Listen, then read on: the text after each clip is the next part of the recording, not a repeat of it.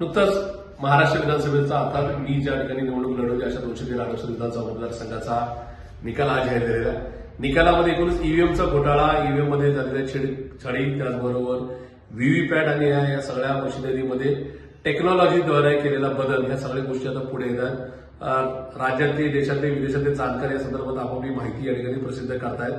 आणि या सगळ्या पार्श्वभूमीवर निवडणूक आयोगाचा जो का क्लॉज आहे, जे काय आम्हाला दिलेला अधिकार आहे, त्या अधिकारानुसार साधारणतः झालेल्या ज्या काही मशीन्स आहेत त्याच्यामधला 5% व्हीव्हीपॅट आणि ईव्हीएम मशीन ह्या पाहण्याचा किंवा त्या पुन्हा रिचेक करण्याचा अधिकार उमेदवाराला असो.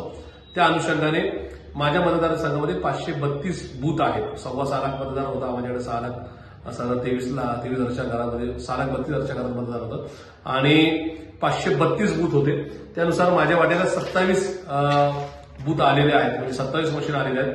त्याचं मी काल सायंकाळी 12,74,000चं अधिकृत चलन हे मान्य जिल्हाधिकारी कार्यालयामध्ये रोखीने जमा केलेलं आहे. या माध्यमातून येणाऱ्या काही दिवसामध्ये या सगळ्या मशीन्स मोजल्या जाव्यात.